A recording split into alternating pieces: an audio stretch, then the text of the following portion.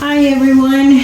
So if you're looking to get into cat grooming or you just like watching cat grooming videos, I'm going to show you some videos on how I like to do cat grooming.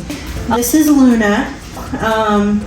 Sometimes if you want to have a better handle on your pet, you can always do a cross harness.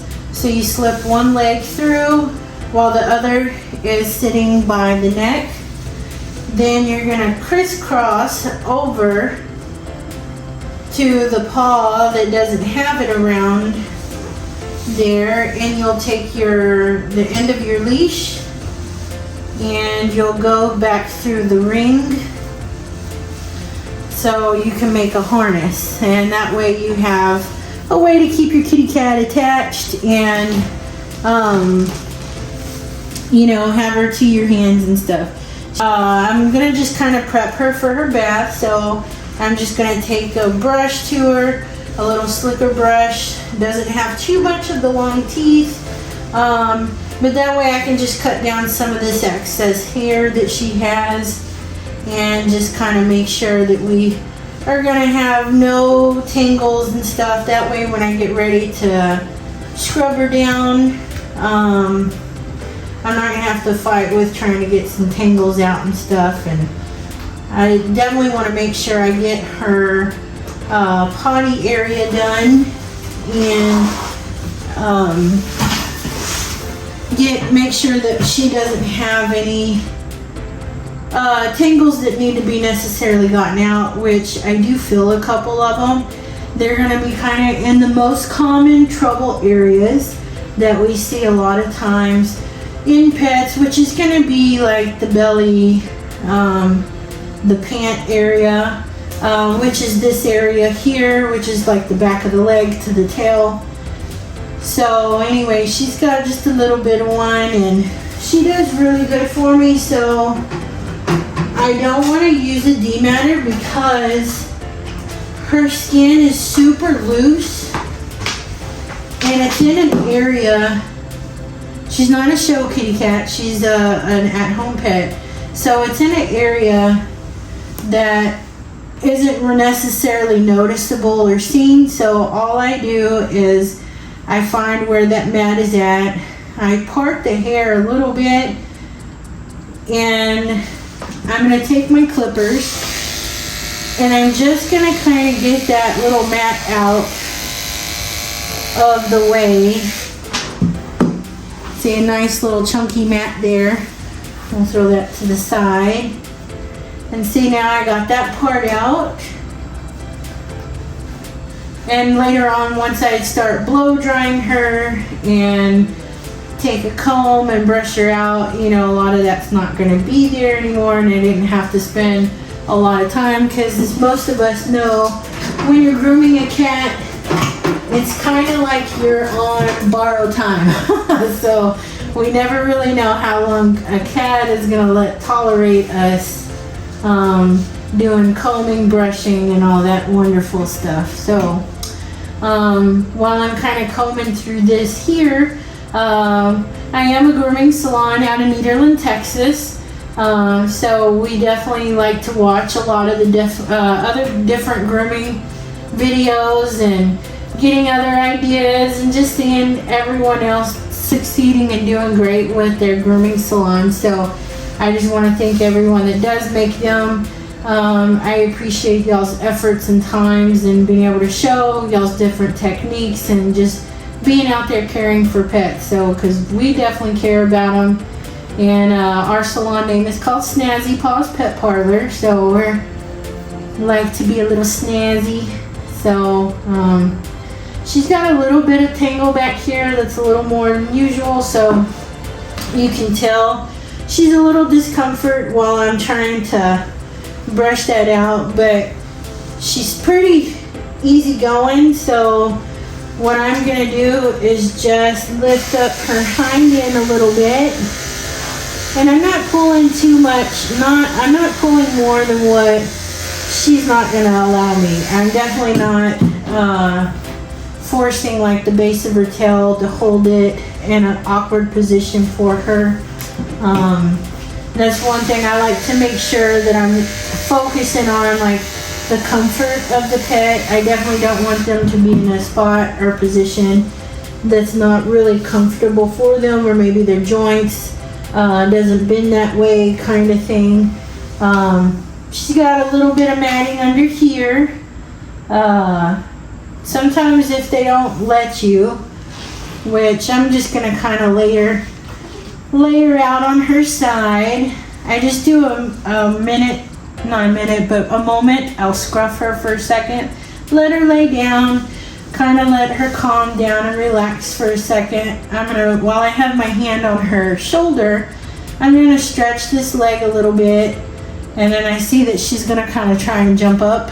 So I may just try and like pet her, let her relax a little bit. I'm gonna work my way down here, because all I want to do is just shave this one little area here. So she's gonna not let me do it today. So you can see, like, I'm working on a pretty decent sized mat that's under here. And I just like to, she's so super sweet, so I definitely like to pet her because she loves those pets, you know, and scratches. So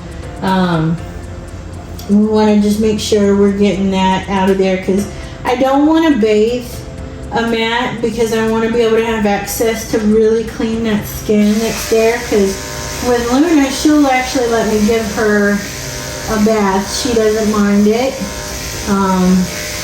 So I definitely want to make sure I have all the mats and tangles out, because I want to have a nice clean skin to be able to get to, and make sure that I can help exfoliate, get all this extra hair out while I do her bath, and then that way it's better for the blow drying. It's just important when you are grooming, especially something with a pet that has a lot of hair. You want to make sure that you are putting your hands in that hair, running your hands over that body. You know, the more that you know what kind of hair textures you have and what your mats feel like to your tangles, you know, it's just important. So I'm going to go ahead and take this harness off of her, just because she doesn't run away from me. I've groomed her a few other times and stuff, so she's just a pretty all-around good kitty cat. So and I want to make sure that I'm getting all this hair off of her. I know sometimes when she comes in, she'll have little tangles and mats behind the ear.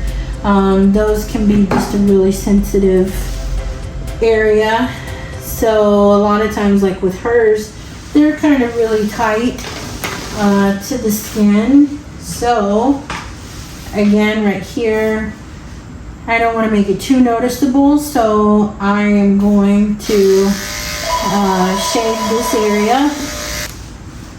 And just remember, when you're brushing, you don't want to keep brushing over and over and over in the same area if they have a lot of exposed skin or short hair, just because you don't want to cause like brush burn. So I always like to just have my hands near where I'm brushing, especially on a cat. That way I can feel the area that I'm actually needing to get brushed and get some of that hair combed out and make sure we have no tangles here. We almost got her ready to go. I definitely like to make sure that I have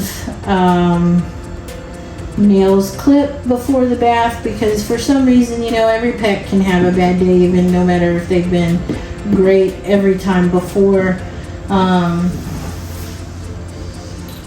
I still like to clip their nails before we go to the bath.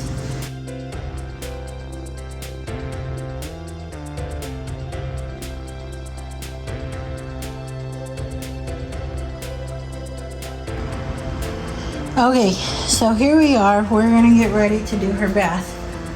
So a lot of times cats don't care for the bath. So what I do is I get a little bit larger tubs, which a lot of times these can be like the larger kitty litter boxes you can find, the plastic type. So what I do is I'll get my water going, get it kind of like to a warm setting. One of the shampoos I do like using because it's very mild for cats. It cleans the coat, but it doesn't leave a thick residue. Since cats, a lot of times you have to be kind of quick with bathing. So I do like to use this product here. So it's really great. Glomar, Glomarr carries it. They have a whole line for this type of product, so I really like this. A lot of their products are soap and detergent free, and a lot of times they have coconut oil in them too. They also carry a line called Kennick and Balance, so I really like the company. But anyway, so I always know where I can get my shampoos at. So here I'm gonna just fill this up with water a little bit. While that's filling up with water, I make sure I got my towels ready to go, because she's gonna be ready to go as soon as I get done with her bath and stuff. So I just want to make sure we have everything in place. It's just really important. All right, so here we are back to, we're gonna add the shampoo. I always like to do the container, the body of water here, the one on my left side, or sorry, my right side, I like to fill up with the shampoo, agitate it so it makes it nice and foamy. And then of course I turn off the water because a lot of times the water and the hosing apparatus can scare the cats a little bit, so it's important to not have a lot of the extra noise. I barely apply a little bit of pressure just to the scruff of her neck, just to ease her down into the water. And I'm really just supporting her body, and I start just bathing her gently, applying the water. I don't mind getting my arms or hands in there just so I can really feel the water like penetrating her skin. I want to make sure we got her tail gets nice and clean, get clean hiney, get those wobbly bits in the back. I'm gonna let her rest her paws there. And this is where I can take my own hand and I can really just wash the face too. A lot of times with my smushed face kitties like this, I get a wet wash rag so I can definitely get into those folds and make sure that we get that nice and clean. So a lot of times that's what I'll do. I don't like using the shampoo side for this because this allows me to really get into the eye and nostril area. Sometimes you might have to hold the rag down where it's damp, just in that eye area, just to help loosen up and get it wet. And even if you can't completely clean it right now, you're saturating it, so you can use like a flea comb later and get that taken care of and get her nice and cleaned up. And I'll show y'all how to do more with these little faces like that. I have a few smushed face kitty cats that come in that I have to clean their faces, so it's just real important to be gentle in this area. So you can see a lot of stuff has already come up.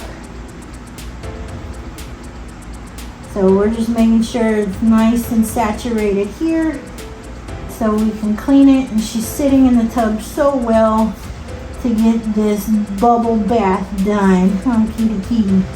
So now what I like to do is we're gonna do the transfer. So I like to, well, she'll let go. I like to lift her up. I'm gonna support her body, let her drip for just a second.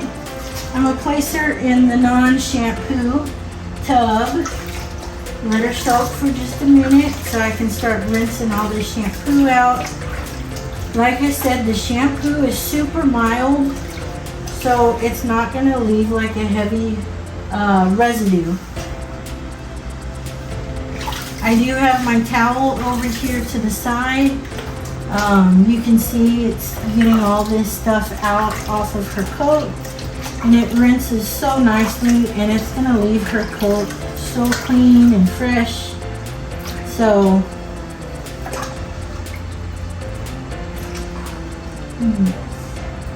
a lot of times too, you can just stick your hand under their jawline and let them rest their head into your hand.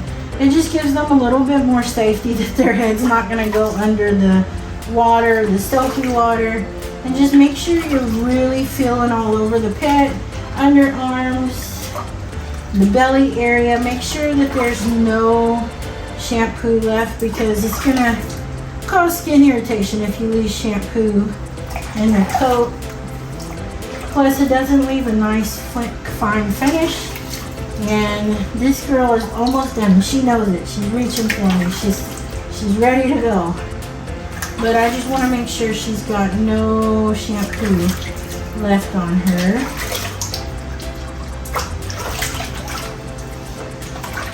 All right. So of course, doing kitty cats, you can tend to get a little bit wet. Wetter than normal kind of thing. So I call it doing the burrito. So I'm going to lift her up here. I'm going to snatch her into a towel and wrap her up. A lot of times you'll want to wring the tail out too. Okay, so here we are back here to blow dry her. So I'm just laying out a nice dry towel for her, because I still have her wrapped up in her bath towel.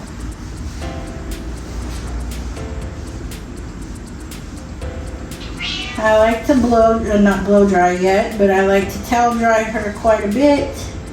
It helps with the whole drying process. Plus it gives her just a moment to kind of relax from the whole bathing ordeal. Not that she freaks out, which she's really good about it, but not freaking out. I just want to give her a moment, let her know that I love her and I care about her, and she's such a good kitty cat. So we're going to get ready to blow dry her here in a second. You can see she's so sweet. She's such a good girl. I love this kitty cat. So you never know how they're going to act, and that way at least I have a little bit of way to keep her from, having the flight motion. So I'm just going to do the figure 8 again. This figure 8 technique is great for other pets that have nasal restrictions, that maybe they have sensitive tracheas. So this harness figure 8 is a pretty good deal. And I turn it away from the pet. I don't start it on the pet. I allow it to warm up, because a lot of times it's got a lot of cool air. So she's doing great. So here in a minute, I'll scrub her again. And then I'll start blow drying her, and then she just starts letting me blow dry her all over. So we'll give it just another couple of seconds to warm up.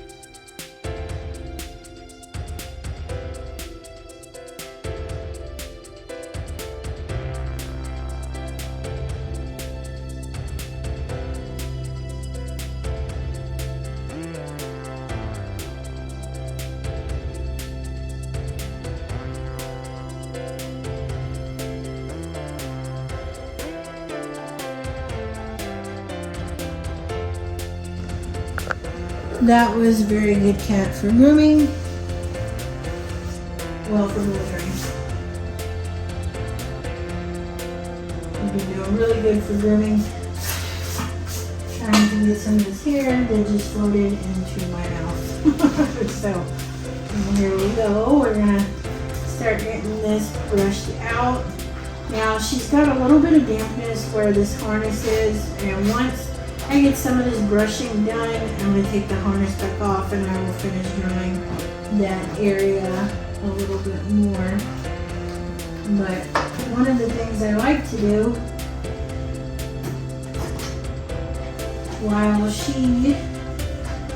before I start doing all the brushing out and combing, I'm going to go ahead and clean her ears. That way they're already drying in the midst of me doing her brush out and stuff like that. So I like to always make sure I'm cleaning the ear, especially after the bath, so I can help dry up any moisture that might have got in that area. And it helps to leave a nice fresh scent in that area too. I like to always make sure, because that's the place that, you know, pet parents like to sniff and snuggle on and stuff like that, and I like them to have nice fresh clean ears and nothing super saturated with just water. So I like to make sure the ears are nice and clean.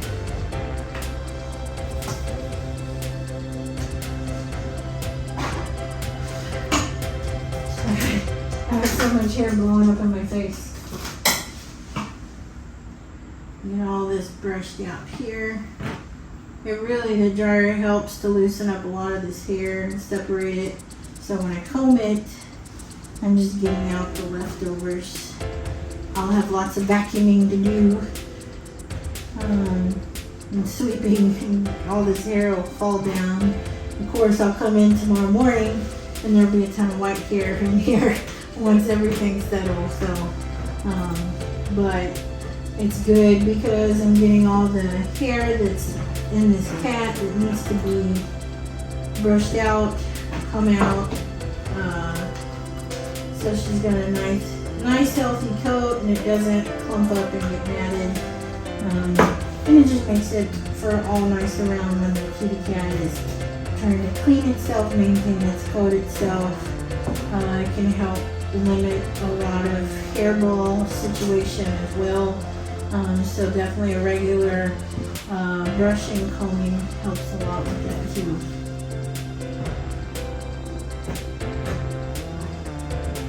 And this is where we had a lot of issues with some matting earlier, so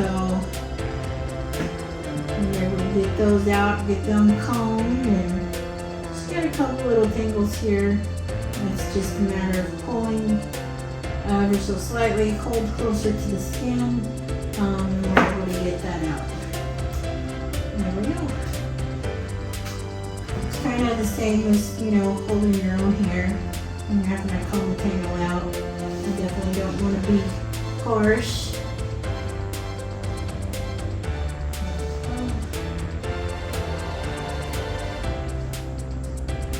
I can tend to be tender-headed, so I definitely know how I don't want someone yanking on my hair, so I like to be very mindful in holding where I'm combing or brushing if I know there's just tangles, that kind of stuff. So her tail's got just a little bit of dampness to it, so once I get this brushed out, I will go back over and just hit the dryer with it a little bit so it'll fluff out and be really nice. She'll have a nice fluffy dry coat. But it really helps if you're able to have a fluff dryer. It helps if you can brush and comb at the same time where your dryer is splitting the hair. It really does make it a lot easier. Where I'm at, I just didn't have a way to set up for a fluff dryer, so I'm just kind of doing with what I got at the moment. But anyways, if you can do that, that's a good way to be able to get some of this hair out as well, because it does help to separate it in an area. And like I said, I'll move this harness and take it off, and it is called a figure 8 harness. You know, just have enough, long enough lead. All right.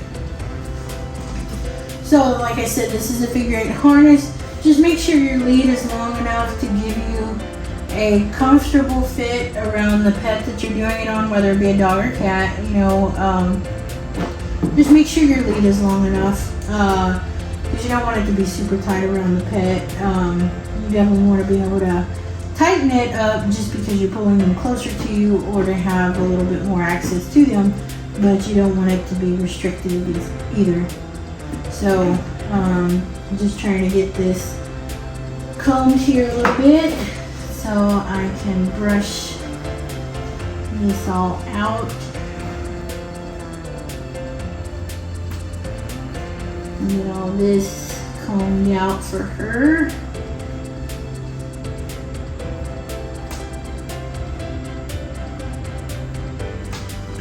So here I'm going to remove the harness just because I'm ready to get to that area. I also need to get in her chest area, and that harness is a little bit in the way.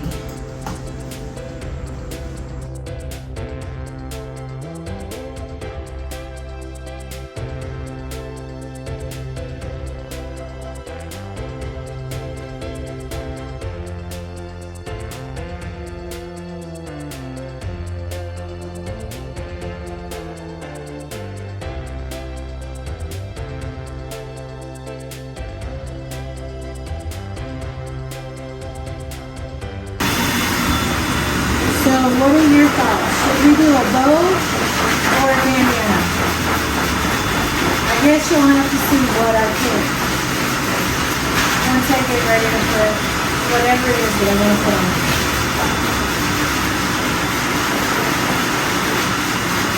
If you get a chance,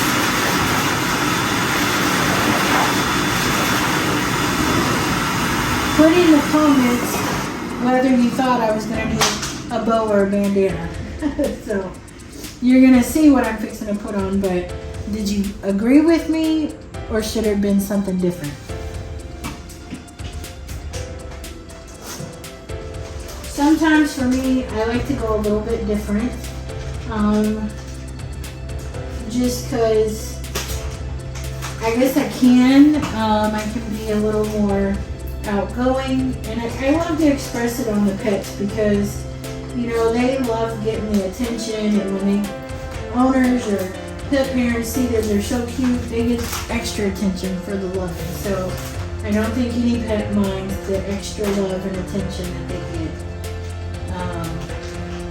Anyway, so let me see what y'all think. Trying to figure out if I should do a bow or a bandana.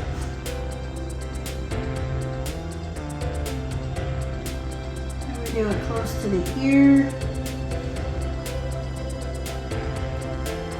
How I think about doing bows sometimes in the hair is I try to make it enough here for the rubber band to be around. But if for some reason the pet got it tangled up, the owner left it in for a really long time, so it's not really that great of a bow ponytail situation anymore. It's not going to be a major hair to cut out. So yeah, don't she look cute? She's ready to go. She's got lots of hair though. Whew. I'm gonna keep brushing her for days, but that's what I'm going to do for the next few minutes, and I'm going to keep combing and brushing her. I really appreciated everyone watching. It's my first how to groom video of a cat, so hopefully you'll check out my channel and want to watch more of different things that I like to do. And some of my other grooming people out there, I would love to collaborate some videos and thoughts and ideas with y'all, so please reach out to me. And otherwise, I hope y'all have a snazzy day, and I look forward to seeing more from everyone else. Thanks. Say bye, Luna. Luna. Tell him say bye. She's ready to go. She says she's ready.